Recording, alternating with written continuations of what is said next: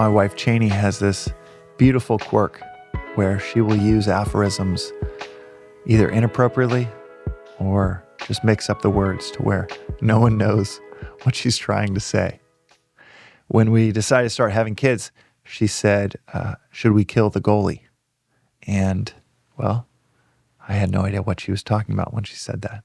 It's happened every few weeks that she will do something like this, and it is so adorable. We were just on our flight to India. I try to go once a year to visit the ashram, and we left about 2 weeks ago now, and we were there for a week. And it was so funny that at the start of the boarding process, we gave the ticket over, or we gave our boarding pass to the agent, and they checked us both in, and she said, "Bow chicka wow wow." And I think she was just excited that the flight was beginning. Not exactly sure why the music "Bow chicka wow wow" came up. That's usually associated with some type of porno situation. But I guess she was just excited about boarding this flight, excited about the beginning. So many of us can get really excited about the beginning of a new journey. Fast forward about 20 hours later, and she and I both were like, oh, we're almost there. It went from excitement in the beginning to, well, deep into a 26-hour trip. She was exhausted, and it was not that exciting. It felt very mundane. It was boring and exhausting all at the same time. And this is so similar to when we pack our car up with our little kids. And Elle, our 6-year-old, will just start blurting out almost as a cliche from a sitcom, "Are we there yet?" 5 minutes into what she knows is a 2-hour drive. Often we can find ourselves years into a journey of transformation. And maybe even ask ourselves the question a few months in, how long will this take? But rivers do not turn at 90-degree angles. But nothing of significance in nature happens at the drop of a hat. Whether it is as seemingly final as death, or whether it is as meaningful as birth, none of it happens instantaneously. And that is the same for transformation. It starts small, and it can start slow. Slow and slow and slow, and then all of a sudden fast.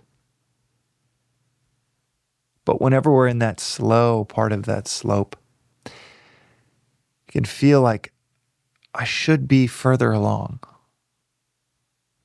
That thought is a mistake.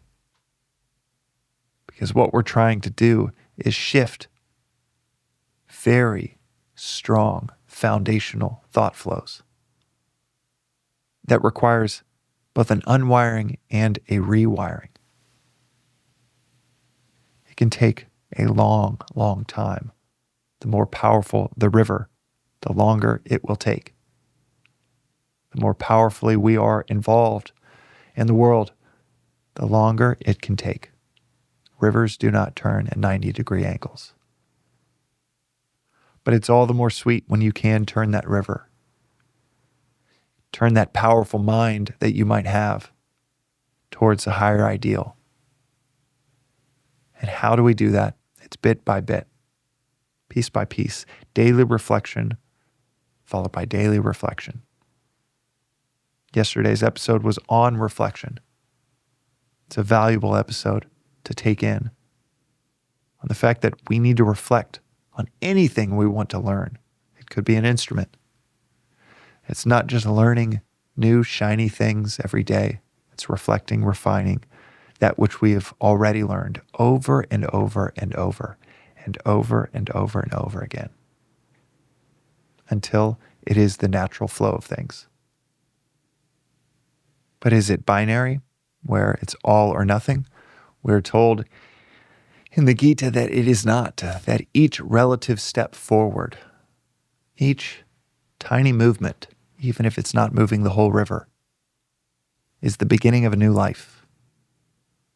A life that requires just so much less effort, stress, and strain, to where each step towards enlightenment, towards waking up, becomes more pleasurable than the last. Or else what would be the point? No one would pursue this path. And yet, if you're watching this video, if you're attracted to these types of ideals and concepts, then you are well on your way. This very philosophy talks about not being caught up in the outcomes, the results, but just focusing the work at hand. Focusing on what you want to reflect on today. And maybe it's this very concept. Rivers do not turn at 90-degree angles. The more powerful the river, the more investment there might need to be to turn it.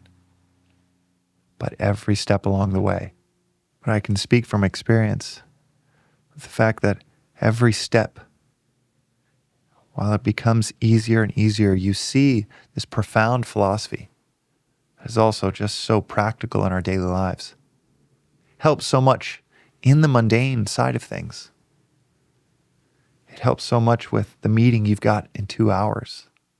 Maybe the conflict you want to resolve with a spouse. Maybe your work has some challenge to overcome later today or tomorrow after listening to this. And this philosophy can make the journey just so pleasurable. The thought of a destination just falls away. And you're 20 hours into that 26-hour flight, filled with such gratitude that you're not thinking, how do I get out of this scenario? No longer asking, are we there yet? That's what this philosophy offers. And that's today's reflection on the Daily Vedantic. We'll see you next time.